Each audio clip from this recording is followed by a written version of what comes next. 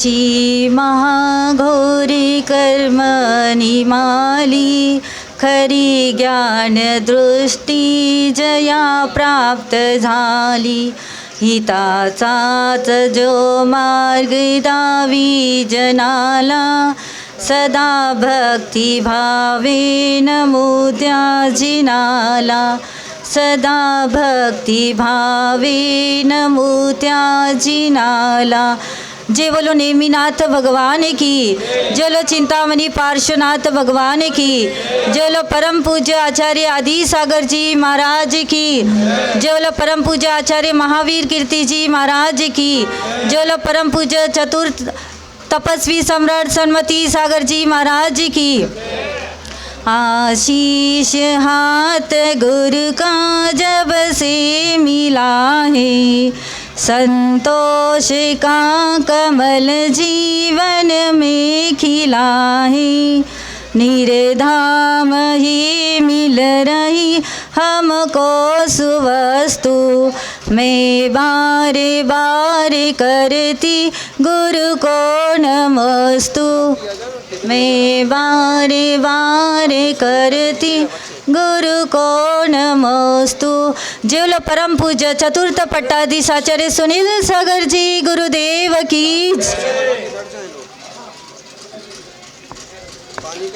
आज तुमचं खूप मोठं पुण्याचं उदय आहे की आप उदगावरून गिरनाजी क्षेत्रावर आले. हा बहुत यानी खूप पुण्याचा उदय असतो जेव्हा गुरु संत सानिध्य प्राप्त होते. आप बघत आहे की गुरुदेव जिथे जाता ती धरती एक तीर्थ बन जाती है. जहाँ गुरुदेव विराजमान होते हैं वहाँ भक्त दौड़े दौड़े चले आते हैं. कहीं भी जहाँ गुरुदेव जंगल में जाते हैं तो हजारों की भीड़ वहाँ एकत्रित होते जा. गुरुदेव मराठी बोला, मराठी. वो मराठी बोलते हिंदी आ जाती है.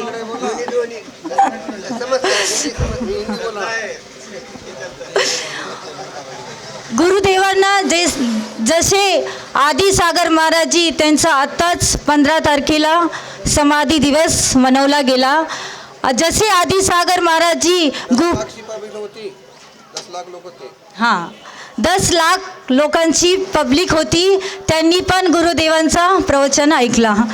जसे आदि सागर महाराजी गुफा पर्वतवर साधना करत होते तसेच आचार्य भगवंतांना पण पहाडावर गुफावर साधना करायला खूप आवडते. आदि सागर महाराजी अंकलीमध्ये एक गुफा आहे जिथे आदि सागर महाराजी साधना करत होते. त्या गुफेमध्ये पण आचार्यशी 2013 मध्ये जेव्हा चातुर्मास होता तेव्हा त्या अष्टमी 14च्या दिवशी त्या गुफामध्ये जाऊन दिवसभर तिथेच बसतात और साधना करत होते. असे जसे आदि सागर महाराज होते तसे त्यांची छबी आचार्य सुनील सागर महाराजमध्ये पण दिसत आहे. आचार्य श्री रोज इथे अष्टमी 14च्या दिवशी पहाडावर वरती जाणार आणि पैड्या टोकवर तिथेच रात्री विश्राम करणार. जिथे शेर चित्ते पण येतात तिथे पण आचार्यशींना भय नाही. तिथे निवांत निश्चिंत आपली साधना करत असतात. अशा ह्या महान तपस्वीचे दर्शन घेणे हे खूप महत्त्वाचे आहे. हे चतुर्थकालीन चर्यासम या पंचम कालामध्ये आपल्याला दिसत आहे. जे कठीण साधना कराने तपस्वी होऊन गेले त्यांचे हे वरदहस्त, त्यांचे हे सिंहासन शोभित आचार्य श्री सुनील सागर महाराज जी आहे.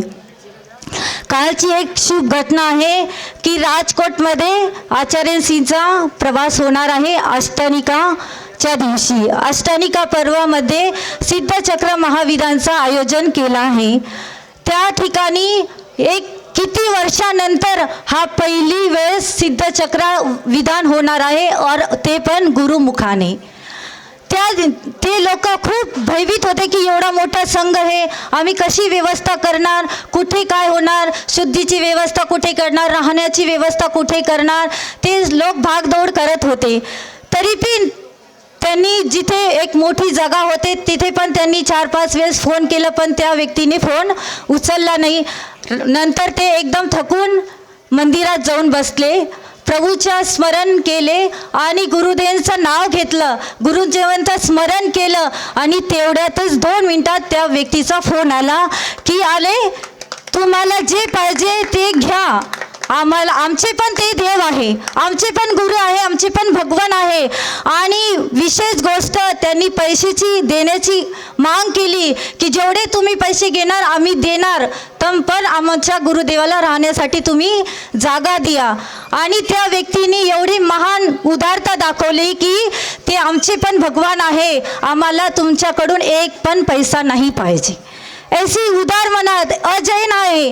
पर अजैन व्यक्ती पण गुरूंना कधी बघितले पण नाही. अजून त्यांनी गुरुदेव तिथे गेले पण नाही, गुरूंना बघितलं पण नाही, त्यांचे दर्शन पण नाही घेतले. पर तरी पण दूरवरूनही एवढी भक्ती प्रगट करणं हे बहुत जैनचे लोक तर करतातच.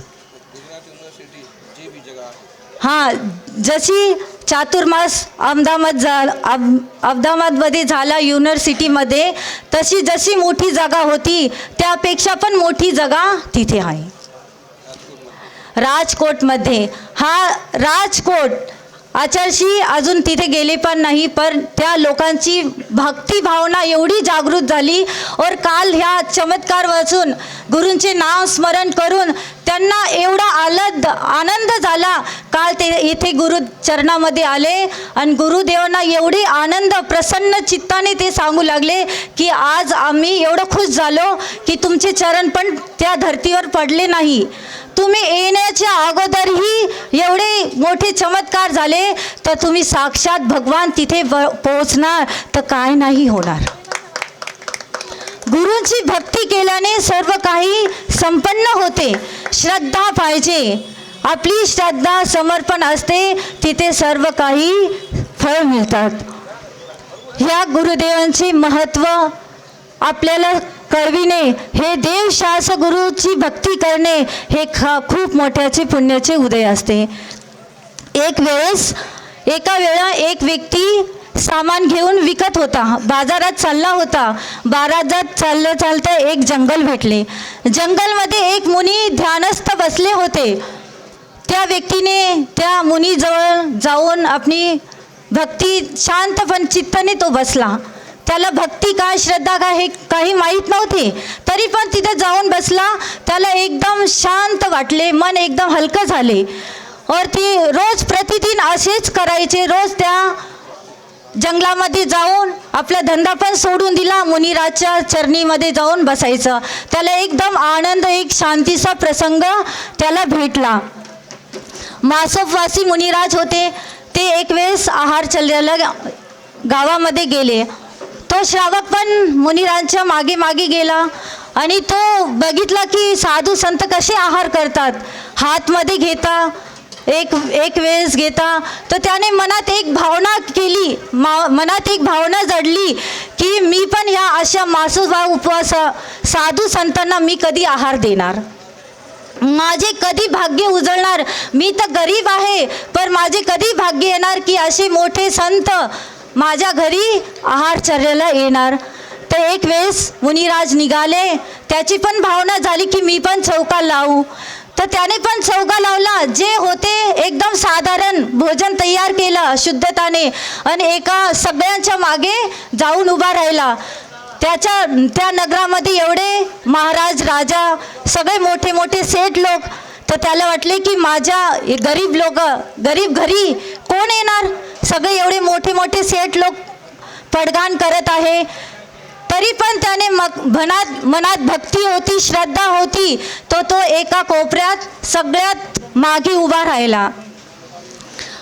मुनिराज निघाले आहारचर्याला आणि त्यांची विधी होती की सगळ्यात जो गरीब असेल त्या ठिकाणी मी पडघाण करणार. सगळ्या नगरमध्ये घुमले महाराज. अंतिम त्या व्यक्तीच्याकडे बघितलं, त्या व्यक्तीच्या घरी पडघाण झाला. त्याला एवढं तो भाव विभोर झाला की एवढे मोठे संत आणि मी एवढा छोटासा गरीब, माझ्या घरी आज एवढे मोठे संतांचं पडघाण झालं, आहारचर्या झाली, त्या घरी त्या ठिकाणी त्या व्यक्तीची श्रद्धा भक्तीमुळे त्या घरी त्याच्या ठिकाणी पंचाचार्य झाले. असे मोठे आपण मनाने भक्ती नाही कोणी आहार देऊ शकतो, तर पण भावनाने पण आपल्याला पुण्याचं प्राप्ती होते. आहार तर द्यायलाच पाहिजे. अगर काही कारणाने नाही दिलं जातं तर आपण त्या मनात भक्ती भावना ठेवावी की मी पण अशा महान संतांना एक वेळेस तरी आहार देऊ. आणि आचार्यश्री 2007 आडूळ ठिकाणी चातुर्मास केला. त्यानंतर आचार्यश्री 2009 नातेपुते या ठिकाणी चातुर्मास केला. आम्ही पण एक वेळेस आचार्यश्रीच्या दर्शनासाठी गेलो होतो. त्या नातेपुत्यांची लोकांची भक्ती खूप आहे, अपार आहे. और आहारचर्यामध्ये एकदम शुद्धता, शेगडीचं भोजन, घरचं तूप, घरची शाकभाज्या, सगळं शुद्ध. आचार्यश्री त्यानंतर गोमटेश बाहुबलीचे यात्रा करण्यासाठी विहार करत होते. सगळे नातेपुतेचे लोक चौका घेऊन आचार्यश्रीच्या सोबत चालले होते. ऐसे आचार्यश्री विहारमध्ये भक्ती करणार जे कोणी एक वेळ शिखरजीची यात्रा करतात, जेवढं पुण्य भेटतं तेवढं गुरु संतांच्या विहारमध्ये त्यांचा चौका घेऊन चालणार, आहारदान देणार, तेवढंच पुण्य साधू संतांच्या विहारमध्ये होत असतं. अशा गुरूंची आपल्याला महान सिद्ध क्षेत्रावर गुरूंचे दर्शन झाले. हा महान पुण्याचा उदय आहे. अशी गुरुसेवा करत राहो. आपली जेवढी भक्ती गुरुचरणामध्ये असेल तेवढे आपण सर्व भाग्यवान पुण्यवान होतात. ऐशा गुरुचरण जय परमपूज्य आचार्य सुनील सागरजी गुरुदेव की जय.